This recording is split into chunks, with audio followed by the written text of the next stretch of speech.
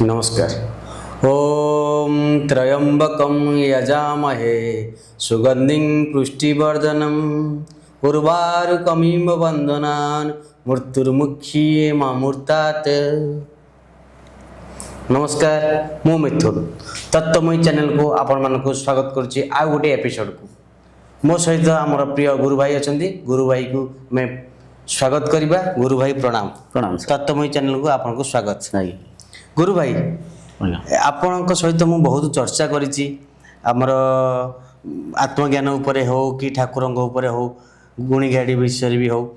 मते कहीं लगे आपण को वीडियो देखी मते लगे मते नुह आमर दर्शक मान को लगुव बहुत लोक मान को लगुव मन में भी बहुत क्वेश्चन थी मते लगे आपण वीडियो रे आपण मूर्ति पूजा को विरोध करुछंती कहीं ना घरे घरे सकाळ है माने ठाकुर पूजा पे मंदिर को जाउछंती सिटी तो मूर्ति अच्छी फूलमाल को नहीं जाउछंती फूल गुंती भी ठाकुर अर्पण करुछंती। आउ गणेश पूजा होची सरस्वती पूजा होची विश्वकर्मा पूजा होची बहुत किछि पूजा चली बहुत लोक मैंने यहाँ धूमधाम रे पूजा कर आपण ये जो पूजाटा को विरोध कला भाई लगुच मूर्ति की केवल विरोध करा कौन मुझे बुझीपारे। आपण जो कहते भौतिक पूजा कले क्षति हुए भौतिक पूजा करने द्वारा मूर्ति पूजा करने द्वारा कौन क्षति हुए आत्मज्ञान द्वारा कौन लाभ हुए आम टे संक्षेप बुझेबे। निश्चय बढ़िया प्रश्न पचारे मोर भी किसी प्रश्न आपको रहा देखते आम जो भौतिक पूजा को जब आम अनुसंधान करवा सका उठिक फुल तोलुचे आज्ञा हाँ कि नहीं फुल तोलुचे।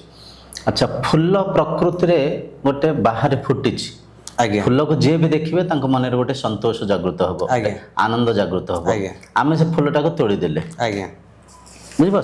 अच्छा तोलुचे कहीं आम कहे ईश्वर को दबा ईश्वर पाखे समर्पण करवा। अच्छा ये प्रथा को जब आम देखा ईश्वर फुल आमको देते ना आम ईश्वर को फुल दबा ईश्वर ईश्वर देते। अच्छा सिटी किसी कथाकार माने किसी गप कहानी कहते भाव व्यक्त करने फुल नैवेद्यर आवश्यक अच्छी किसी प्रवचक मैंने कही था किसी लोक मैंने एमती भी व्याख्या करते फूल को फूल द्वारा सुसज्जित हुई मूर्ति प्रतिमा सुंदर लगे देखिए भी ठीक अच्छे।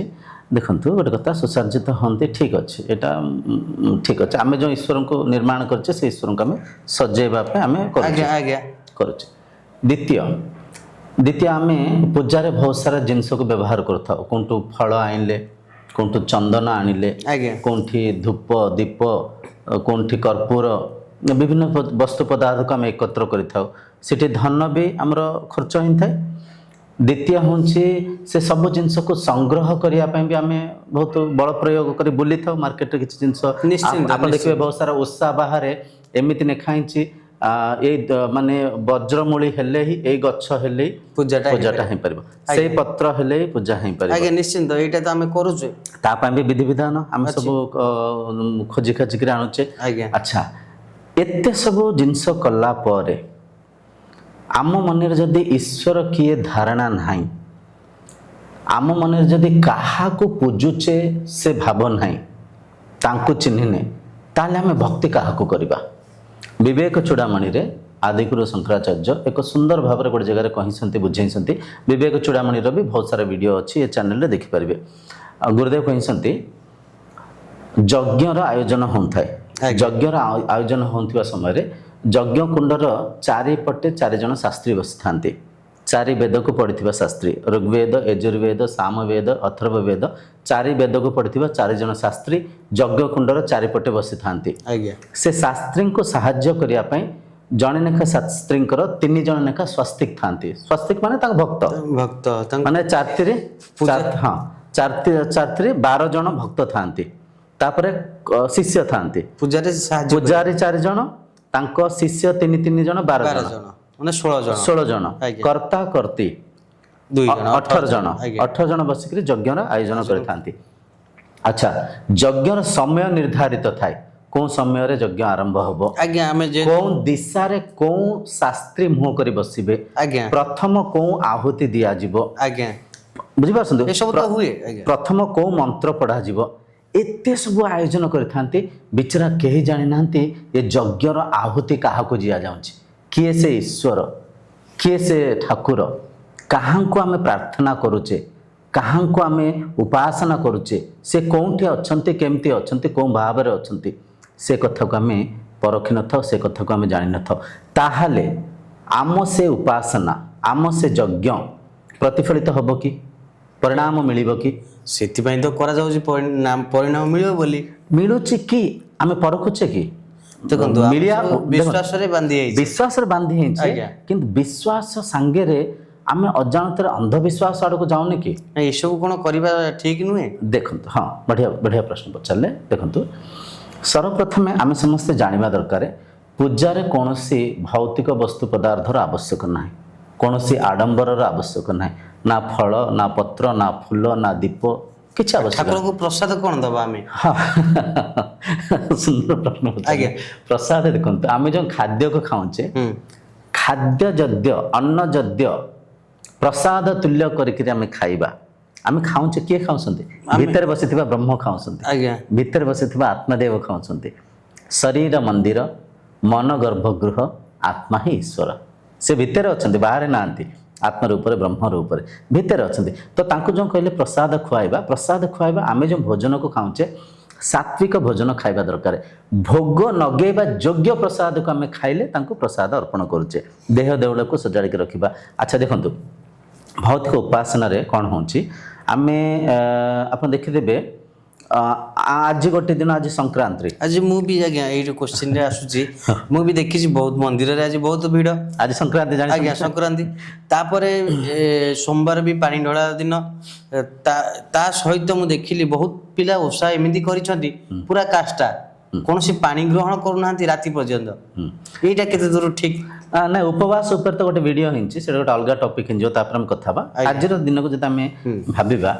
अच्छा मत गोटे कथा कहतु ठाकुर कौन टेम्पररी माने अपॉइंटमेंट नहीं कर आसंती अपॉइंटमेंट नहीं जाती ना सदा सर्वदा अच्छंती नहीं ठाकुर तो अच्छंती किंतु हमर जेहेतु गणेश पूजा सरस्वती पूजा प्रति वर्ष को वर्ष आसु एटा कोन एटा पुनी तो के कहा द्वारा परिचालित होउची सुंदर कथा कहले से प्रत्येक कथा प्रथा पछाड़े किछ ना किछ मान्यता अछि किछ ना किछ आचार अछि किछ ना किछ व्यवहार अछि किछ ना किछ शिक्षणीय जिंस अछि आमे से शिक्षणीय जिंस को शिखुचे कि अच्छा बारंबार आपण पाठ जो गणेश पूजा सरस्वती पूजा कथा कहले से पूजा को जदि आमे गभीर भाव रे परखिबा आपण देखिबे पूजा दिन ठाकुर गाणी के बसिन दउछ आमे आज्ञा मुहरे गोटे कपड़ा बंधा हिथिबो कोन गोटे पेपर बंधा हिथिबो माने चक्षुदान दिया हुए एमते गोटे हमर अछि प्राण प्रतिष्ठा हुए एमते भी आमे माने ठाकुर बसिथिबे देखला केही पिला नथिबे सब बुलुथिबे संध्यार नन्ना आसला को 2-4 जन पिला आसीबे 2-4 जन आसिक सेठी टिके पूजा आदि कार्यक्रम करंती यज्ञ होम हुए जे कर्ता बसंते आ 2-4 जन पिला बसंते किंतु भसाणी दिन देखिबे समस्त आस्तिबे भसाणी दिन कहीं आसंती भसाणी दिन होची बाजा बाजिबो भसाणी दिन आजिकल जो युवपीढ़ी माने किए बियर पिउसंती किए मादक द्रव्य को सेवन करसंती किए अभिर छिंचिकरी उडौसंती किए नै कि फीस्ट करसंती ठाकुर को विसर्जन कला परे तो गोटे भलो लागिवनी ठाकुर को हमें रोशनी करी नउजे सुंदर भल नागिबा पई ईश्वर पूजा आज्ञा करा जायनी ईश्वर उपासना रो उद्देश्य ठाकुर जेहेतु आमे आनिचे ठाकुर को पूजा प्राण प्रतिष्ठा करिचे विसर्जन समय परे आमे ठाकुर को नै कि पानी रे पकेया पई ए सब करथा देखंतु जदी भल नागिबा पई आमे करिबा ताले ठाकुरंकर सहारा नबार कोन आवश्यक अछि आमे सेमति बाजा बजै परिया ठाकुर को भलो लागिवनी ठाकुर के तो मूल जानी ने ना से जो विग्रह आमे कहूचे सुनतु आपण कथा अनुଯାୟୀ ଯିବା से विग्रह भोग को खाऊसंती कि नहीं आमे काई पचाने प्रभु आपण भोग काई खाइलेनी काई रुसिले कहूछ कि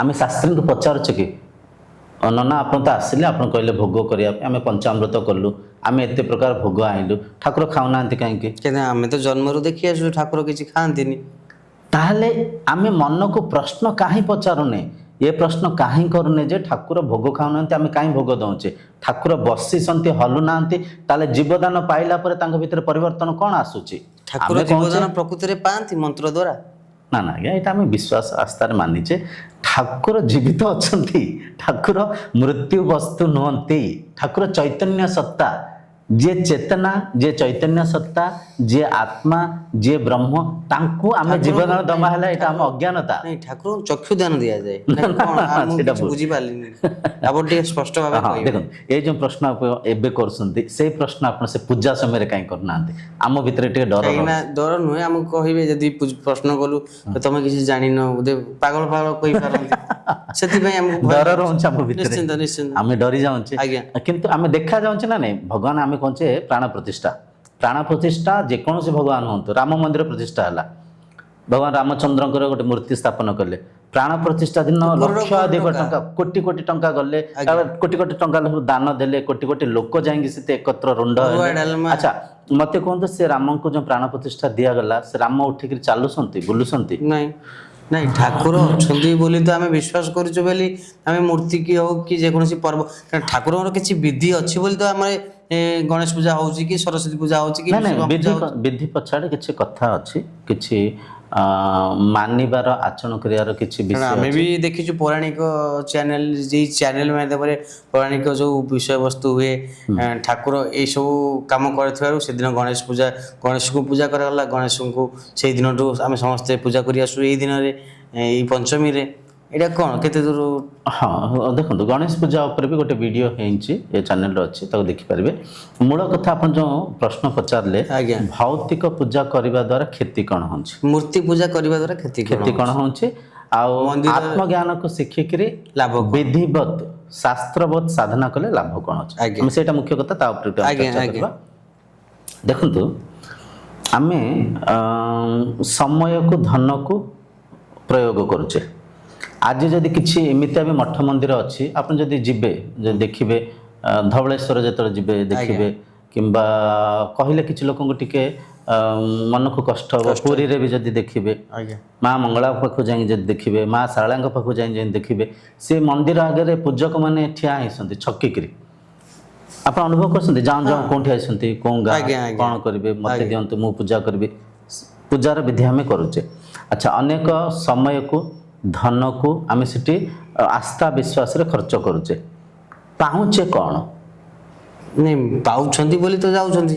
हां बोली कर गोटे आस्था रे जाउछंती निश्चित पाउथिबे न पाइले के जीव नहीं गोटे कथा काम व्यक्तिगत भाव रे मु आपन को पचारबी मु आपन को व्यक्तिगत भाव रे पचारबी छोटे बेला ठो आपन भी आज जे मूर्ति पूजा फोटो पूजा करके आसंती से पूजा माध्यम रे कोन पाइसंती देखो पूजा माध्यम रे पाइछु कि नहीं आमे कहि परियोनी जेतु आमे ना ना कहबा ना कहि परियन कि ना केमिति आमे सुनतु आमे ठाकुर ऊपर विश्वास रखुचे प्रभु एई कामटा मोर हेई जाऊ कि एमती हेई जाऊ तापर भी आमे कर्म करूचे हां काम हेई जाऊ कहूचे कर्म द्वारा ही सब प्राप्त करूचे निश्चित आ गोटे कथा टीवी सिनेमा रे किछि गप कहानी को देखि भगवान का आशीर्वाद रहिबा द्वारा ही होउची देखो आम समस्त बुझा दरकार भगवान का आशीर्वाद माध्यम रे आम आज्ञा भौतिक वस्तु पदार्थ पाइबानी कहीं पाइबानी बुझंतु गोटे कथा भगवान सबु वस्तु पदार्थ समान भाव समस्त को प्रकृति रे देइसंती आज्ञा बुझिपारसंती भौतिक धन संपत्ति पद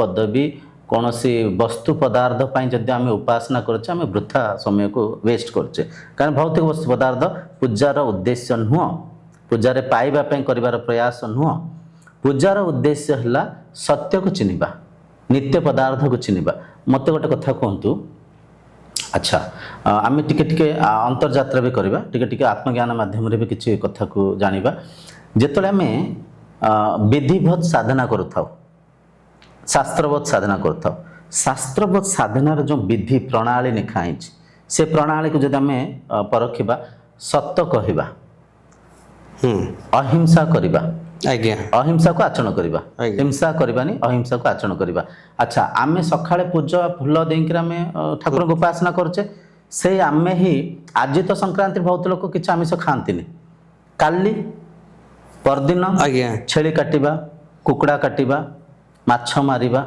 एटा पूजा ताले संक्रांति परंपरा कहीं आसी गोटे दिन मानिबा पई जेमती जागर आसे संक्रांति देखंतु संक्रांति अमावास्या आमे दिन गणना करिया पई पांजी रे करथिबा व्यवस्था दिन गणना करिया पई नक्षत्र राशि को नेकरी समय अवधि को आमे गणना करिया पई करथिबा एक व्यवस्था ଧରିପାରୁଛନ୍ତି କଥାକୁ ବୁଝିପାରୁଛନ୍ତି।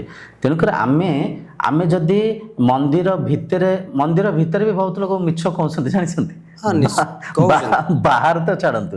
ଆମେ ଯଦି ପୂଜା କରିବା, ଆମେ ଯଦି ପଶୁ ହତ୍ୟା କରିବା, ଜୀବ ହତ୍ୟା କରିବା, ଆମେ ଯଦି ପୂଜା କରିବା, ଆଡ଼େ ବୈଦିକ ପରମ୍ପରାରେ ଅହିଂସା ସତ୍ୟ କହୁଛନ୍ତି, ସତ କହିବାନି ମିଛ କହିବା।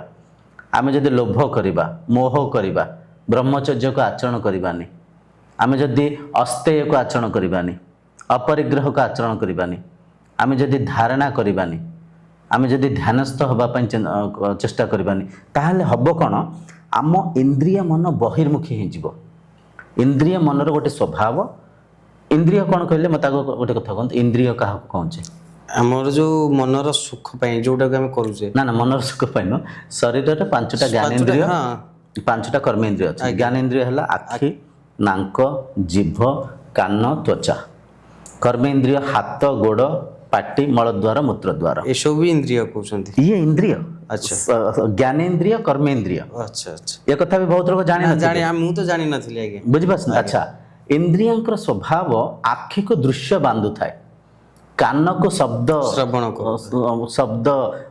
ତାପରେ ଆପଣଙ୍କ ମ୍ୟୁଜିକ୍, ବିଭିନ୍ନ ପ୍ରକାର ସଙ୍ଗୀତ କାନକୁ ବାନ୍ଧୁଥାଏ, ଶରୀରକୁ ସ୍ପର୍ଶ ବାନ୍ଧୁଥାଏ, ଜିଭକୁ ରୁଚି ବାନ୍ଧୁଥାଏ, ନାସିକେନ୍ଦ୍ରିୟକୁ ବିଭିନ୍ନ ପ୍ରକାର ସୁଗନ୍ଧ ବାନ୍ଧୁଥାଏ। ତ ଇନ୍ଦ୍ରିୟଙ୍କର ଦାସ ହେଇକରି ମଣିଷ ଆଜି ଦେଖନ୍ତୁ ପ୍ରକୃତିରୁ ଆପ୍ରାକୃତିକ କାମ କାର୍ଯ୍ୟ କରୁଛନ୍ତି, ଭାତୃଭାବ ରହୁନି। ଆଚ୍ଛା, ମନ୍ଦିର ଭିତରେ ଆପଣ ଜାଣିଛନ୍ତି, ମନ୍ଦିର ଭିତରେ କିଛି ଲୋକଙ୍କୁ ପ୍ରବେଶ କରାଯାଉନି। ନାଇଁ, ଜାତି ପ୍ରଥା ଗାଁରେ ନାହିଁ ଆଜ୍ଞା, ଏ ବିଷୟରେ ତ ଆମେ କଥା ହେଇଥିଲେ ଜାଣିଛନ୍ତି ନା ନାଇଁ? ଆଜ୍ଞା, ଆପଣ ନାଇଁ କହିଲେ ତ ମୁଁ କହିଲି ଜାଣିନାହାନ୍ତି କି? ସବୁ ତାହେଲେ ଏଠି ଯଦି ଈଶ୍ୱରଙ୍କୁ ଆମେ ମାନିଛେ, ବହିର୍ମୁଖୀ ପୂଜା କରୁଛେ, ଆମେ ଯଦି ସୃଷ୍ଟିକୁ ଆମେ ସମ୍ମାନ ଦେବାନି, ସୃଷ୍ଟିକୁ ସମ୍ମାନ ନ ଦେବା କ'ଣ? ସୃଷ୍ଟିର ମାଛ ମାଂସ ଖାଇଲେ, କୁକୁଡ଼ା କାଟିକି ଖାଇଲେ, ଛେଳି କାଟିକି ଖାଇଲେ, ଜୀବ ହତ୍ୟା କଲେ, ପ୍ରାଣୀ ହତ୍ୟା କଲେ, ମଣିଷ ଭିତରେ ପାର୍ଥକ୍ୟ କରିବା, ଇଏ ଠାକୁରଙ୍କୁ ଛୁଇଁବେନି, ସିଏ ମନ୍ଦିରକୁ ଯିବେନି, ଇଏ ନୀଚ, ମୁଁ ଶ୍ରେଷ୍ଠ। ଯଦି ସୃଷ୍ଟିକୁ ଆମେ ପାର୍ଥକ୍ୟ କରିବା, ସ୍ରଷ୍ଟାଙ୍କ ପାଖରେ କେମିତି ପହଞ୍ଚିବା? ପ୍ରଥମ କଥା, ସୃଷ୍ଟିରେ ତ ସବୁ ହେଇଛି ସର୍ଜନ। କ'ଣ ଏମିତିକି ଆମର ପଶୁପକ୍ଷୀ ଜନ୍ମ ନେଇଛନ୍ତି, ପଶୁପକ୍ଷୀ ଜନ୍ମ ନେଇଛନ୍ତି, ମରିବେ, ଆମେ ଖାଇବା ବୋଲି? ନାଇଁ, ଖାଇବା ବୋଲିକି କିଛି ତ ଥିବ ବୋଲି ଏସବୁ ଖାଉଛନ୍ତି। ଜାଣିନି, ଆମେ ଜାଣିନି, ପ୍ରତ୍ୟେକ ରୂପରେ ସେଇ ପରମାତ୍ମା ହିଁ ଅଛନ୍ତି। ଆଜ୍ଞା, ଏଇଟା ତ ଆକାରରେ ସେଇ ପରମାତ୍ମା ହିଁ ଅଛନ୍ତି। କଳି ଯୁଗ, ନା ଏ ଧାରଣାକୁ ଆମ ମନରୁ ବାହାର କରିବାକୁ ପଡ଼ିବ। ଯୁଗ ପରିବର୍ତ୍ତନ ହେଲେ ସଂସାରର ନୀତି ନିୟମ, ପ୍ରକୃତିର ନିୟମ କେବେ ପରିବର୍ତ୍ତନ ହୁଏନି।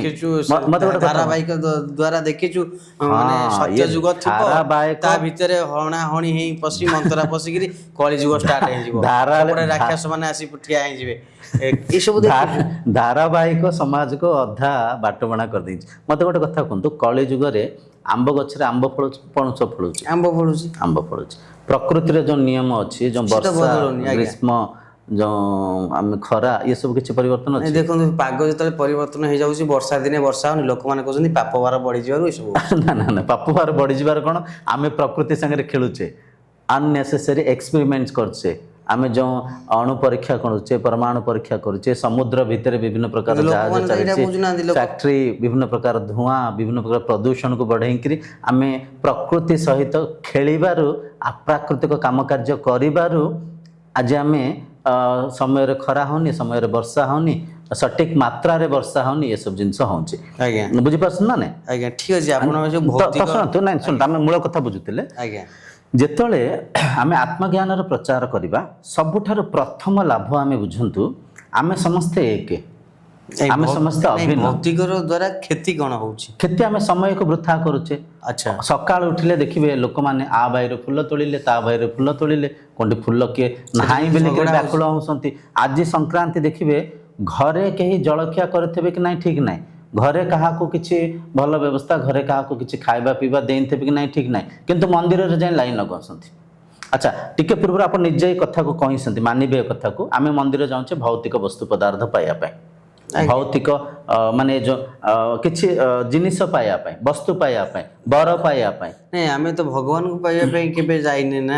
ଲୋକମାନେ ସମସ୍ତେ ଭଗବାନଙ୍କୁ ଆମେ ପୂଜା କରୁଛେ, ଭଗବାନଙ୍କୁ ଆମେ ଯୋଉ ମନର ଶାନ୍ତି ପାଇଁ, କି ଆମେ ଯୋଉ ଜିନିଷ, ଯୋଉ ଆମେ ଦେଖନ୍ତୁ ନର୍ମାଲି ଲୋକ ଏଇ ଉପାସନା କରନ୍ତି, ଠାକୁରଙ୍କ ଦ୍ୱାରା ଏଇଟା ପ୍ରାପ୍ତି ହେଇଯିବ କି? এই পরীক্ষা শুনতে একচুয়ালি গোটে কথা শুনতে আমি যে পরীক্ষা দেখুছে সেই পরীক্ষা মানিছে সকালু টিভি খোলিলে বিভিন্ন প্রকার সকাম ভক্তির প্রচার হচ্ছে মন্দির ইয়া মন্দির সে মন্দিরের মহিমা ଅଛି ଏ ମନ୍ଦିରରେ ଏ ଠାକୁରଙ୍କର ବହୁତ ମହିମା ଅଛି ଆଜ୍ଞା ଏଇ ଧାରାବାହିକ ଦ୍ୱାରା ଦେଖିଛି ସେଠିକି ଗଲେ ଚପଲ ମନ୍ଦିରରୁ ଫେରିବା ପରେ ଗୋଡ଼ ହାତ ଧୋଇକିରି ଘରକୁ ପଶିଲେ ଖରାପ କୁଆଡ଼େ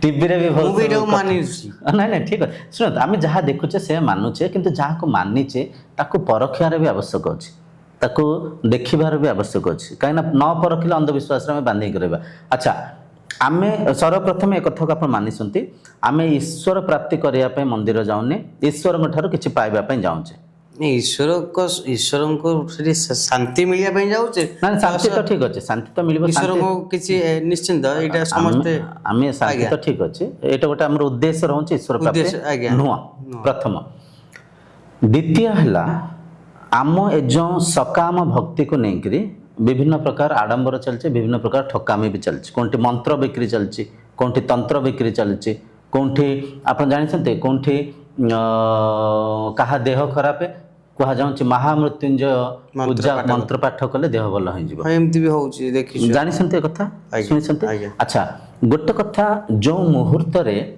ଆମେ କାହାରି ଉପରେ ନିର୍ଭର ହେଇକରି କିଛି ପ୍ରାପ୍ତ କରିବା ପାଇଁ ପ୍ରୟାସ କରିବା ଚେଷ୍ଟା କରିବା ଅଜାଣତରେ ଆମେ କମଜୋର ହେଇଯାଉନେ କି ଆଜ୍ଞା ଅଜାଣତରେ ଆମ ପ୍ରୟାସରେ ପ୍ରଚେଷ୍ଟାରେ କିଛି କମି ଆସୁନି କି ଭଗବାନ ଉପରେ ଛାଡ଼ି ଦଉଛି ଏଇଟା ଧରି ପାରୁଛନ୍ତି ନା ନାଇଁ ଆଜ୍ଞା ସତରେ ଧରି ପାଇଲେ ନାଇଁ ଆଜ୍ଞା ମୁଁ ଯଦି ଏ କଥା ମାନିବି ମୁଁ ମିଥୁନ ଭାଇଙ୍କ ପାଖରୁ ଏ ପଇସା ପାଇବି ମିଥୁନ ଭାଇ ମୋତେ ସାହାରା କରିବେ ମୋ ନିଜର ପ୍ରୟାସ ରହିବ କି ନା ମୋ ନିଜର ପ୍ରଚେଷ୍ଟା ହବ କି ଅଜାଣତରେ ଆମେ କମଜୋର ହଉନେ କି ସକାମ ଭକ୍ତି ଆଜ୍ଞା ବୁଝିପାରୁଛନ୍ତି ପ୍ରଥମ କ୍ଷତି ଦ୍ୱିତୀୟ ଆମେ ଯେଉଁ କାହା ବାଇରୁ ଫୁଲ ତୋଳିବା କାହା ଘରୁ କଣ ଆଣିବା ଯେଉଁ ବିଭିନ୍ନ ପ୍ରକାର ପତ୍ର ଆକୁ ସବୁ ଏକତ୍ର କରିବା ପାଇଁ ବି କିଛି ଲୋକ ଚିଡ଼ି ଯାଇଥାନ୍ତି ତୃତୀୟ ହେଲା ଆପଣ ଦେଖିବେ ଆପଣ ଦେଖିଛନ୍ତି ଗାଁ ଗହଳି ବାକି ସବୁ ପୂଜାକୁ ଗୋଟେ ସାଇଡରେ ରଖନ୍ତୁ ଯେତେବେଳେ ଲକ୍ଷ୍ମୀ ପୂଜା ଆସେ ମା ଲକ୍ଷ୍ମୀଙ୍କ ପୂଜା ମାଣବସା ଗୁରୁବାର ସେ ସମୟରେ ଦେଖିବେ ଯିଏ ସହରରୁ ଥିବେ ସମସ୍ତ ଗାଁକୁ ଆସିବେ ଏଇ ପୂଜା ପାଇଁ କିଏ କୋଉଠି ଚାକିରି ବାକିରିରେ ଛୁଟି ନେଇକରି ଘରକୁ ଆସନ୍ତି ମାଣବସା ଗୁରୁବାର ତା ଉଦ୍ଦେଶ୍ୟ କ'ଣ ଠାକୁର ଲକ୍ଷ୍ମୀ ଆସିବେ ମାନେ କିଏ ଆସିବେ ମା ଲକ୍ଷ୍ମୀ ଘରକୁ ଆସିବେ ନା ମହାଲକ୍ଷ୍ମୀ ଆସିବେ ମାନେ କିଏ ଆସିବେ ଧନ ଆସିବ ଆଜ୍ଞା ଧରିପାରିଲେ ମୋ କଥାକୁ ଆଜ୍ଞା ଆମେ ଧନ ପାଇଁ ପୂଜା କରୁଛେ ଆମେ ପଇସା ପାଇଁ ପୂଜା କରୁଛେ ଆମେ କିଛି ବର ପାଇଁ ପୂଜା କରୁଛେ ଯୋଉଟା କି ମିଥ୍ୟା ମିଛ ଏ କଥାକୁ କିଏ ସ୍ୱୀକାର କରନ୍ତୁ କିଏ ନ କରନ୍ତୁ ଆମେ ପରଖିବାର ଅଛି କିଛି ଲୋକ କହିଥାନ୍ତି ମୁଁ ଈଶ୍ୱରଙ୍କୁ ପୂଜା କରିବାରୁ ଆଜି ମୋ ସଂସାର ଭଲରେ ଅଛି ମୋ ବିଜନେସ୍ ଭଲରେ ଚାଲିଛି କିଏ କହନ୍ତି ମୋର ଆଜି ପୁଅଟେ ହେଇଛି ଝିଅଟେ ହେଇଛି ମୁଁ ସେ ଠାକୁରଙ୍କୁ ମାନସିକ କରିଥିବାରୁ ଏସବୁ ଜିନିଷ ହେଇଛି କିଏ କହନ୍ତି ମୁଁ ଆଜି ଚାକିରି ଖଣ୍ଡେ ପାଇଛି ସେ ଠାକୁରଙ୍କ ପାଖକୁ ଯିବାରୁ ସକାଳୁ କିଏ ଝିଅମାନେ ଜଣେ କହିଲେ ମୁଁ ଆଜି ଭଲ ପୂଜା କରିବାରୁ ଭଲ ପତିଙ୍କୁ ପାଇଛି ମୋତେ ଗୋଟେ କଥା କୁହନ୍ତୁ ଏ ଯେଉଁ ଯାହା ବି ପିଲା ଛୁଆ କେମିତି ଜନ୍ମ ହେଉଛି ପତି ପତ୍ନୀଙ୍କ ମିଳନରୁ ଚାକିରି କେମିତି ପାଉଛନ୍ତି ସେ ତାଙ୍କ ଯୋଗ୍ୟତାକୁ ନେଇକରି ତାଙ୍କ ଇଣ୍ଟରଭ୍ୟୁକୁ ଦେଇକରି ଧନ ଉପାର୍ଜନ କେମିତି କରୁଛନ୍ତି ବିଜନେସ୍ କରିକି ତ ଆମେ ନିଜେ ପ୍ରୟାସ କରିକିରି ପ୍ରଚେଷ୍ଟା କରିକିରି ଆମେ କିଛି ପାଉଛେ କିନ୍ତୁ ପ୍ରଚେଷ୍ଟା ମଧ୍ୟରେ ଯେହେତୁ ସକାମ ଭକ୍ତି କରିକିରି ମଠ ମନ୍ଦିରକୁ ଯାଇଛେ ଆମେ ମାନି ନେଉଛେ ଯେ ସେ ଈଶ୍ୱରଙ୍କ ମାଧ୍ୟମରେ ଏସବୁ ଜିନିଷ ମିଳିଲା ସେଇ ପ୍ରଚାର ଅନ୍ୟକୁ ବି କହୁଛେ ସେମାନେ ବି ମାତୁଛନ୍ତି ପଇସା ପାଇଁ ଯେତେ ଜଲ୍ଦି ଏ କଥାକୁ ଆମେ ସମସ୍ତେ ବୁଝିବା ସେଥିପାଇଁ ଭିଆଇପି ଲାଇନ ମଧ୍ୟ ସେଥିପାଇଁ ହେଉଛି ବଢିଆ କଥା କହିଲେ ମନ୍ଦିରରେ ଦର୍ଶନରେ ବି ଭିଆଇପି ଲାଇନ ସେମାନେ ଗୋଟେ ଅଲଗା ଯିବେ ଆମେ ଗୋଟେ ଅଲଗା ଆଚ୍ଛା ଠାକୁରଙ୍କର ପାର୍ଥକ୍ୟ ତାହେଲେ ଅଛି କିଛି ନାହିଁ ଟିକେ ପୂର୍ବରୁ ଆମେ ଛୁଆଛୁତି କହୁଥିଲେ କିଛି ଲୋକଙ୍କୁ ମନ୍ଦିର ଭିତରୁ ପ୍ରବେଶ କରାଯାଉନି ସୃଷ୍ଟିକୁ ଆମେ ଘୃଣା କରୁଛେ ସ୍ରଷ୍ଟାଙ୍କ ପାଖରେ ପହଞ୍ଚିବା ପାଇଁ ଚେଷ୍ଟା କରୁଛେ ସେମିତି ଭିଆଇପି ଲାଇନ ଆଜ୍ଞା କ'ଣ ଠାକୁରଙ୍କ ଆଗରେ କିଏ ବଡ଼ କିଏ ସାନ କିଏ ଛୋଟ କିଏ ଏମିତି ସମସ୍ତେ ସମାନ ଆମେ କହୁଛେ ଦାସିଆ ବାଉରୀ ହାତରୁ ଭଗବାନ ଜଗନ୍ନାଥ ନଡ଼ିଆ ନେଲେ ସେ ଆମେ ବାଉରୀଙ୍କୁ ସେଇ ପରିକା ଦେଖୁଛେ କି ତାଙ୍କ ସାଙ୍ଗରେ ଖାଉଛେ କି ତାଙ୍କ ପାଖରେ ବସାଉଛେ କି ତାହେଲେ ଯଦି ଆମେ ଘୃଣା କରୁଛେ ସୃଷ୍ଟିକୁ ସ୍ରଷ୍ଟାଙ୍କ ପାଖରେ କେମିତି ପହଞ୍ଚିବା ଏମିତି ତ ସ୍ରଷ୍ଟାଙ୍କ ପାଖରେ ପହଞ୍ଚିବା ପାଇଁ ଆମେ ଉପାସନା କରୁଛେ ଈଶ୍ୱର ପ୍ରାପ୍ତି କରିବା ପାଇଁ ଉପାସନା କରୁଛେ ଆତ୍ମ ସାକ୍ଷାତକାର କରିବା ପାଇଁ ଉପାସନା କରୁଛେ ଏଇଟା ତ ଆମେ ଜାଣିନେ ଆମ ପାଖରେ ଜ୍ଞାନ ନାହିଁ ଆମେ ସକାମ ଭକ୍ତିରେ ବାନ୍ଧିଛନ୍ତି ଯାଇକି ଉପାସନା କରୁଛେ ଅଜାଣତରେ ନିଜେ କମଜୋର ହଉଛେ ନିଜେ ପ୍ରୟାସ କରୁନି ଆପଣ ଜାଣିଛନ୍ତି ବାସ୍ତୁ ଦୋଷ ନାମକ ଗୋଟେ ମିଥ୍ୟା ପ୍ରଚାର କରିଦେଉଛନ୍ତି ତା ମାଧ୍ୟମରେ କ'ଣ ହେଉଛି ଗୋଟେ ଘର ତିଆରି ହେବା ପୂର୍ବରୁ ବିଭିନ୍ନ ପ୍ରକାର ସେଠି ବି ଠକାମି, ସେଠି ବି କିଛି ଯୋଜନା ଚାଲିଛି, ନାଇଁ ଇଏ କୋଣରେ ଆପଣ ମୁହଁ କରିଦେଇଛନ୍ତି ହବନି, ଜଣେ ଆଜ୍ଞା ଘର ତୋଳି ଦେଇଛି ଜାଣିନି, ତାକୁ ଫେର ଯାଇ ମିଛ ସତ କହିକି ସେଠି ପଇସା କିଛି ହଡପ କରିବାର ଚେଷ୍ଟା ଚାଲିଛି। ଆପଣ ଦେଖିବେ ଗୋଟେ ଆପାର୍ଟମେଣ୍ଟ ଅଛି, ବଡ଼ ବଡ଼ ଆପାର୍ଟମେଣ୍ଟସ୍ ଅଛି, ସେ ଆପାର୍ଟମେଣ୍ଟ ତିଆରି ହେଇଛି ମାନେ ଯଦି ସହର ଅଞ୍ଚଳକୁ ଦେଖିବେ ସେଠି ବହୁତ ପଇସା ଖର୍ଚ୍ଚ କରି ସେମାନେ ତିଆରି କରିଥାନ୍ତି। ସେ ଯେଉଁ ଆପାର୍ଟମେଣ୍ଟ ଭିତରେ ସବୁ ଦିଶାରେ ତ ଘର ରହିବ, ବିଲ୍ଡିଂ ପ୍ଲାନିଂ ହେଇଛି ମାନେ ପୂର୍ବ ଆଡ଼କୁ ବି ମୁହଁ ରହିବ, ପଶ୍ଚିମ ଆଡ଼କୁ ବି ମୁହଁ ରହିବ, କିନ୍ତୁ ସେମାନେ ସେ ଜାଗାକୁ ବିକି ପାରୁନାହାନ୍ତି। ସେ ପୂର୍ବ ଆଡ଼େ ହିଁ ମୁହଁ ଦରକାର, ପଶ୍ଚିମ ଆଡ଼େ ଖରାପ। ଆଚ୍ଛା, ଠାକୁରଙ୍କ ସୃଷ୍ଟିରେ ପାର୍ଥକ୍ୟ ଅଛି କି? ଭଲ ମନ୍ଦର ଏମିତି ତ ଚାଲିଛି ବହୁତ କିଛି। ତ ଏଇ ସବୁ ଅନ୍ଧବିଶ୍ୱାସ ନା, ସୃଷ୍ଟିରେ ପାର୍ଥକ୍ୟ କେମିତି, ସୃଷ୍ଟିରେ ଭେଦ କେମିତି? ତାହେଲେ ଜଣେ ବାସ୍ତୁ ପୂଜା ନ କରିକି ବି ଘର କରିପାରିବ? ଫରେନ୍ କଣ୍ଟ୍ରିରେ କରୁଛନ୍ତି, ଆପଣ ଦେଖିବେ ଆମେରିକା ଯିବେ, ଜର୍ମାନୀ ଯିବେ, ଜାପାନ ଯିବେ, ଇଭେନ୍ ଜାପାନ ବି ହିନ୍ଦୁ କଣ୍ଟ୍ରି, ମାନେ ବୁଦ୍ଧଙ୍କୁ ମାନନ୍ତି, କିନ୍ତୁ ସେଠି ବାସ୍ତୁ ଦୋଷ ନାହିଁ, ବାସ୍ତୁ ପୂଜା ନାହିଁ, ଏ ଅନ୍ଧବିଶ୍ୱାସ ନାହିଁ। ମନ୍ତ୍ର ବିକ୍ରି ଚାଲିଛି, ତନ୍ତ୍ର ବିକ୍ରି ଚାଲିଛି, କେତେ ଅସୁବିଧାର ଆମେ ସମ୍ମୁଖୀନ ହେଉଛୁ। ମୁଁ ନିଜେ ଦେଖିଛି ବହୁତ, ଆମେ ବି ନିଜେ, କାରଣ ବାସ୍ତୁ ଦୋଷ ଥିଲେ ଘରର ଶରୀର ଦେହ ଖରାପ ଆଡୁ ହେବ, ସାଡୁ ମିଛ, ଯେତେବେଳେ କାହା ଘରେ ଦେହ ମୁଣ୍ଡ ଖରାପ ହୁଏ ସେମାନେ ଟିକେ ଭଗବାନଙ୍କ ଉପରେ ବିଶ୍ୱାସ କରନ୍ତି, ଆସ୍ଥା ରଖନ୍ତି, କିମ୍ବା କାହାରି ସାହାରା ଖୋଜିଥାନ୍ତି। ସେ ଦୁର୍ବଳ ପରିସ୍ଥିତିକୁ ନେଇ ଲୋକ ତାଙ୍କ ସାଙ୍ଗରେ ବିଜନେସ୍ କରୁଛନ୍ତି, ବୁଝିପାରୁଛନ୍ତି? ତ ଏଠି ଯେତେବେଳେ ଆତ୍ମଜ୍ଞାନର ପ୍ରଚାର ହେବ, ସର୍ବପ୍ରଥମେ ତ ଆମେ ସମସ୍ତେ ବୁଝିବା ଆମେ ସମସ୍ତେ ଗୋଟେ ପରିବାର, ସୃଷ୍ଟିରେ କୌଣସି ଭେଦ କରିବାନି, ପ୍ରତ୍ୟେକ ଶରୀର ସେଇ ଈଶ୍ୱର, ପ୍ରତ୍ୟେକ ରୂପ ସେଇ ଈଶ୍ୱର। ଆମ ପୂଜାକୁ ଆମ ବ୍ୟବହାରରେ ଦେଖେଇବା। ବ୍ୟବହାର କେମିତି ଦେଖେଇବା? ଆମେ କାହାକୁ ଅହିଂସା, ଅହିଂସା ମନସା ବାଚା କର୍ମଣା, କାହା କଥା ଖରାପ ଚିନ୍ତା କରିବାନି, କାହାକୁ ଠକିବାନି, କାହାକୁ ଭଣ୍ଡିବାନି, ଏଇଟା ହେଲା ପୂଜା, ବୁଝିପାରୁଛନ୍ତି? ସମସ୍ତଙ୍କୁ ସମଦୃଷ୍ଟିରେ ଦେଖିବା, ଏଇଟା ହେଲା ପୂଜା। ଦ୍ୱିତୀୟ ହେଲା ଆମେ ହେଉଛି ଜୀବ ହତ୍ୟା କରିବାନି, ଆମେ ସତ କହିବା, ଆମେ ସମସ୍ତଙ୍କୁ ସମ୍ମାନ ଦେବା, କାହାକୁ ସାହାଯ୍ୟ କରିବା, କାହାର ସାହାରା ହେବା, ଇନ୍ଦ୍ରିୟ ମନକୁ ସଂଯମିତ ରଖିବା। ସଂଯମିତ ରଖିଲେ କ'ଣ ହେବ? ନିଜ ଉପରେ ନିୟନ୍ତ୍ରଣ ରହିବ, ପ୍ରକୃତିରେ ପ୍ରାକୃତିକ ଭାବରେ ବଞ୍ଚିବା। ଇଏ ସବୁ ହେଲା ପୂଜା, ଇଏ ସବୁ ହେଲା ଅସଲି ପୂଜା। କିନ୍ତୁ ଆମେ ଏସବୁ ପୂଜାକୁ ନ କରିକିରି, ପୂଜାକୁ ଆମ ଆଚରଣରେ, ପୂଜାକୁ ଆମ ବ୍ୟବହାରରେ ଆମେ ନ ଦେଖିକିରି, ଆମେ ଯେଉଁ ଭୌତିକ ପୂଜା କରୁଛେ, ସମୟକୁ ଧନକୁ ବୃଥା କରୁନେ କି? ଆପଣ ମନ୍ଦିର ଯାଉଛନ୍ତି, ଠାକୁରଙ୍କ ପାଖକୁ ଯାଉଛନ୍ତି, କିନ୍ତୁ ଅସଲି ଠାକୁର ସମସ୍ତଙ୍କ ଭିତରେ ଅଛନ୍ତି ଏ କଥାକୁ ନ ଜାଣିକିରି ଆପଣ ଠକୁଛନ୍ତି, ମିଛ କହୁଛନ୍ତି, ନିଜର ସ୍ୱାର୍ଥ ପୂର୍ତ୍ତି କରିବା ପାଇଁ ପ୍ରଚେଷ୍ଟା କରୁଛନ୍ତି, ତାହେଲେ ଏଇଟା ଆପଣଙ୍କୁ ଲାଗୁଛି କି ପୂଜା ବୋଲିକିରି? ନାଇଁ, ଏଇଟା ତ ଲାଗୁନି। ଏଇଟା ଆପଣ ଭାବୁଛନ୍ତି? ଆମେ ଯେ, ମୁଁ ତ ଜାଣିନଥିଲି, ଆମେ ବି ସେଥିପାଇଁ ପୂଜା କରୁଛେ। ପୂଜା ହେଲା ସମଦୃଷ୍ଟିରେ ସମସ୍ତଙ୍କୁ ଦେଖିବା, ପୂଜା ହେଲା ଅନ୍ୟଙ୍କର ସାହାରା ହେବା, ଅନ୍ୟଙ୍କୁ ସାହାଯ୍ୟ କରିବା, ପୂଜା ହେଲା ମିଠା କଥା କହିବା, ପୂଜା ହେଲା ସମସ୍ତଙ୍କ ମନକୁ ନେଇକରି ଚାଲିବା, ସମସ୍ତଙ୍କୁ ସମ୍ମାନ ଦେବା। ଏଇଟା ହେଲା ଅସଲି ପୂଜା, ଯେଉଁଟାକି ବୈଦିକ ପରମ୍ପରାରେ ଆମେ ଅଷ୍ଟାଙ୍ଗ। ଯଦି ହେଉଛି, ଭଗବାନ ତ ମନ୍ଦିରରେ ଅଛନ୍ତି, ସେ ବି ଏସବୁ ଜିନିଷ ଦେଖୁଥିବେ। ଭଗବାନ ମନ୍ଦିରରେ ଅଛନ୍ତି, ଆପଣ ଭଲ କଥା କହିଲେ। ଆପଣ ଜାଣିଛନ୍ତି ଏବେ 2-3 ଦିନର କଥା, ଗୋଟେ ମନ୍ଦିରରେ ଠାକୁରଙ୍କ ମକୁଟ ଚୋରି ହେଇଗଲା, ଜାଣିଛନ୍ତି? ଆଜ୍ଞା, ସେ ସବୁ ହେଉଛି କେମିତି? ଠାକୁର ଅଛନ୍ତି, ତାଙ୍କ ନିଜ ମକୁଟ କିନ୍ତୁ ଅନ୍ୟ କେମିତି ଚୋରି କରି ନେଇଗଲେ। ଠାକୁର ଅଛନ୍ତି, ଠାକୁର ଅଛନ୍ତି, ଠାକୁର ନାହାନ୍ତି କହିବାନି। ଠାକୁର କେମିତି ଅଛନ୍ତି, କେଉଁଠି ଅଛନ୍ତି ଆମେ ଜାଣିବା ଦରକାର। ଠାକୁର ଆଧାର ରୂପରେ ଅଛନ୍ତି। ଗୋଟେ କଥା ଶୁଣନ୍ତୁ, ଆପଣ ଯେ କ୍ୟାମେରା ଦେଖୁଛନ୍ତି, କ୍ୟାମେରା ଗୋଟେ ବସ୍ତୁ, କ୍ୟାମେରାର ଆଧାର କ'ଣ? କ୍ୟାମେରା ଦ୍ୱାରା କାହା ମାଧ୍ୟମରେ ଦେଖୁଛନ୍ତି? ବୁଝିପାରିଲେନି ବୋଧେ? ଆଜ୍ଞା। କ୍ୟାମେରା ଦେଖିବାର ଆଧାର କ'ଣ? ଆପଣଙ୍କ ଆଖି। ଆଖି। ଆଖି ବିନା କ୍ୟାମେରାର ଅସ୍ତିତ୍ୱ ଅଛି କି? ନାଇଁ। ଏଇଟା ବୁଝିପାରିଲେ ନା ନାଇଁ? ନାଇଁ, ଆମେ ଆଖି ଦ୍ୱାରା ନାଇଁ, ଶୁଣନ୍ତୁ, ଆମେ ଯାଉଛେ, ଭିତରୁ ଯାଉଛେ, ଟିକେ ସମୟ ଲାଗିବ, ଧୈର୍ଯ୍ୟ ଦେବେ। କ୍ୟାମେରା ଅଛି ବୋଲିକି ଆପଣ ଜାଣୁଛନ୍ତି କେମିତି? ଆମେ ଆଖିରେ ଦୃଶ୍ୟ ହେଉଛି, ଦେଖାଯାଉଛି। ଆଖି ବିନା କ୍ୟାମେରାର ଅସ୍ତିତ୍ୱ ଅଛି କି? ନାଇଁ। ବୁଝିପାରୁଛନ୍ତି? କ୍ୟାମେରାର ଆଧାର ଆଖି, ଆଖିର ଆଧାର କିଏ? ମନ। ହଁ କି ନା? ମନ। ମନ ବିନା କ୍ୟାମେରାର ଅସ୍ତିତ୍ୱ ଅଛି କି? ବୁଝିପାରୁଛନ୍ତି ନା ନାଇଁ? ସେମିତି ମତେ ମାନିବେନି ମୋ କଥା। ବସିଛନ୍ତି ଆମେ ଚର୍ଚ୍ଚାରେ, ମୁଁ ଆପଣଙ୍କୁ ହେଇପାରେ ଶିଖେଇକି କିଛି କହିବ, ମୁଣ୍ଡ ହଲେଇବା ପାଇଁ କହୁଥିବି। ଏଇଟା ମାନୁଛନ୍ତି? ମନ ଅଛି ତ କ୍ୟାମେରା? ମନ ବିନା, ଆଖି ବିନା କ୍ୟାମେରାର ଅସ୍ତିତ୍ୱ ଅଛି କି? ଅସ୍ତିତ୍ୱ ନାହିଁ। ଆଚ୍ଛା, ମନର ଆଧାର କିଏ? ମନର ସାକ୍ଷୀ କିଏ? ମନରେ ବିଭିନ୍ନ ବିଚାର ଚଲାଉଛନ୍ତି। ବିବେକ। विवेक तो ठीक अच्छे विवेक भी बुद्धिर पराकाष्ठा कहि परिबा विवेक होचे मनर आधार न विवेक भी बुद्धिर ही पराकाष्ठा मन रे आपण चिंता चिंतन करूसंती आपण भाबुसंती टिके पूर्व पॉडकास्ट करिया पूर्व आपण आसिले मते बहुत प्रश्न पचारले एटा पचारबी सेटा पचारबी हम कहलो आज्ञा पचारंतु जहा मन रे आसुची तो मन रे चिंता करथिले ना नहीं आज्ञा से विचार को किए देखुची चेतना चेतना सुंदर कथा कहले चेतना देखुची से चेतना आधार बिना मन अच्छे कि देखते आमे भगवान कृष्ण को बुझुचे भगवान राम को बुझुचे आमे विभिन्न प्रकार जो गणेश पूजा कहले सरस्वती पूजा कहूचे आ पछाड़ किछि ना किछि कारण अछि किछि किछि तत्व ज्ञान अछि भगवान कृष्ण को केवल पूजिले हबनी भगवान कृष्ण जो भगवद गीता माध्यम रे आत्मज्ञान को हम बुझिया पे चेष्टा करछन्ते ताको बुझिबार आवश्यक अछि भगवान राम को केवल पूजिले किछि लाभ नै राम को चरित्र को राम को तत्व को रामत्व को निज जीवन में आचरण करिवार आवश्यक अछि राम जेंति मर्यादा पुरुषोत्तम थिले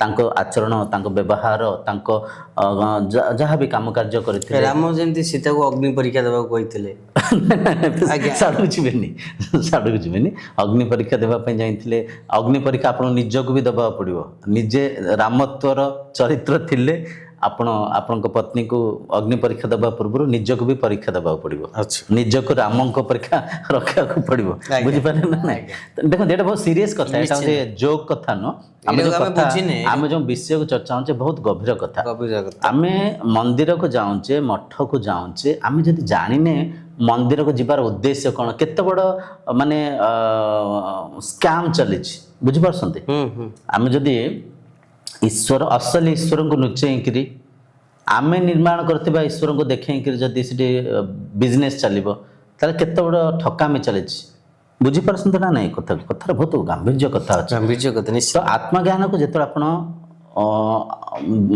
श्रवण करिवे मनन चिंतन करिवे विधिवत जेतरा साधना करिवे काहा को ठकिबे नहीं भंडिबे नहीं सत्य कहिबे इंद्रिय मन को नियंत्रण रे रखिबे प्रकृति संगे प्राकृतिक भाव रे रहिबे निजे शांति रे रहिबे समाजर शांतिर वृद्धि हबो दिन को दिन मठ मंदिर बढ़ी चली मंदिर भितर भी 12 मासी 13 यात्रा 13 पर्व होउची समाज रे शांति बढ़ुची कि श्रृंखला बढ़ुची कि अधिक मद बिक्री बंद होउची कि नहीं रेप मर्डर बंद होउची कि अधिक ही चले जो दुकान रे गले प्रति दुकान रे आपण देखिबे सिगरेट पान परा गुटखा ये सब बिक्री कम होची कि हम इंद्रियों का दास हेंका चले छे पूजा कौन आम जाने आम आस्था विश्वास को लेकर विभिन्न प्रकार बेपार चली बिजनेस चली कथा टी कटु नागिब कटु नागिले नागु कटु से नागिब जे बेपार करुँच धरिपारे मो कथा को जे दर्शन बिकुंट जे प्रसाद बिकुंट जे नड़िया बिकुंट साधारण लोक तो हैरान हो साधारण लोक हैरान होना केते बड़ हैरान हो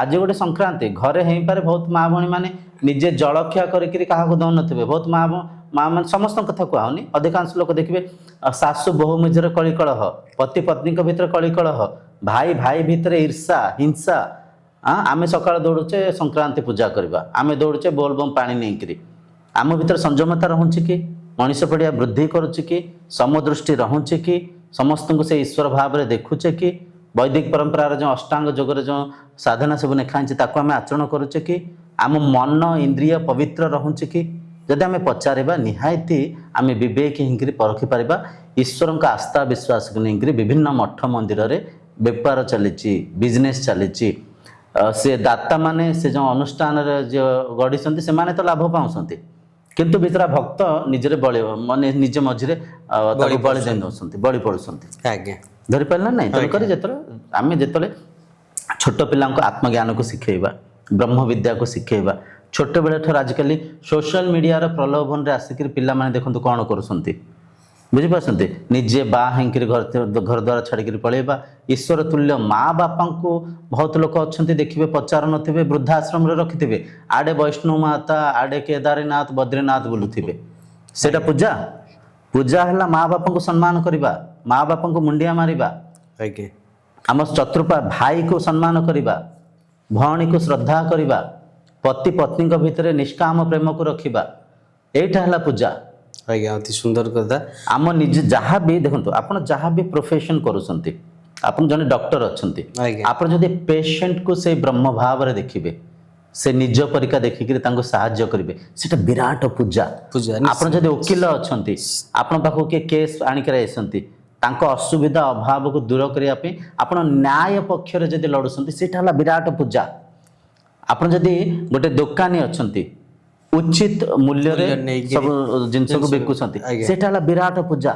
ପୂଜା ଏଇଟା, ପୂଜା ମାନେ ନୁହଁ ଯେ ଭୋଗ ପ୍ରସାଦ ଠାକୁରଙ୍କୁ ଦେଇକିରି ଠାକୁରଙ୍କ ଠାରୁ କିଛି ପାଇବାର ଆଶା ଅଭିଳାଷ ସହିତ ଯୋଉ ଯୋଜନା କରୁଛେ, ସେ ପୂଜା ପୂଜା ନୁହଁ, ସେ ଭକ୍ତି ନୁହଁ। ସେଠି ଆମେ କହୁଛେ ଭାବ ଅଛି, ଭାବ ଠାକୁରଙ୍କୁ ଫୁଲ ଦେଲେ ଆଜ୍ଞା ଆସିବନି, ଭାବ ଠାକୁରଙ୍କ ଆଗରେ ସମର୍ପଣ କରିବା। କ'ଣ ସମର୍ପଣ କରିବା? ଅହଙ୍କାରକୁ ସମର୍ପଣ କରିବା, ଅବିଦ୍ୟାକୁ ସମର୍ପଣ କରିବା, ସା ବିଦ୍ୟାକୁ ବୁଝିବା, ବ୍ରହ୍ମ ବିଦ୍ୟାକୁ ଶିଖିବା। ଆମ ଭିତରେ ଥିବା ଈର୍ଷା ଜଲେସିନେସକୁ, ତାକୁ ହେଉଛି ଆମେ ହିଂସାକୁ ସମର୍ପଣ କରିବା। ସେଇଟା ହେଲା ସମର୍ପଣ, ସେଇଟା ହେଲା ଭାବ। ଆଜ୍ଞା, ବୁଝିପାରିଲେ? ତେଣୁକରି ଭୌତିକ କର୍ମକାଣ୍ଡ କରିକିରି କିଛି ଲାଭ ନାହିଁ। ଯେପର୍ଯ୍ୟନ୍ତ ଆଉ ଗୋଟେ କଥା ମତେ କୁହନ୍ତୁ, ଆମ ପରମ୍ପରାର ଯେଉଁ ପ୍ରାଥମିକ ଦଶାକୁ ଦେଖିବା, ପ୍ରାଥମିକ ଦଶା ଯେଉଁ ଭଗବାନ କୃଷ୍ଣ, ଭଗବାନ ରାମ, ଯେଉଁ ଋଷି ମୁନିମାନେ ଥିଲେ, ସେ କୋଉ ମଠ ମନ୍ଦିରକୁ ଯାଇ ପୂଜା କରୁଥିଲେ, କୋଉ ମୂର୍ତ୍ତିକୁ ଯାଇ ପୂଜା କରୁଥିଲେ କି? ଆମେ ଭଗବାନ ତାଙ୍କୁ ମାନିଛେ ବୋଲି ପୂଜା କରୁଛେ। ଆମେ ମାନବ ମାନିଛେ ମାନେ କ'ଣ ରାମଙ୍କ ପୂର୍ବରୁ କୃଷ୍ଣଙ୍କ ପୂର୍ବରୁ ଭଗବାନ ନଥିଲେ?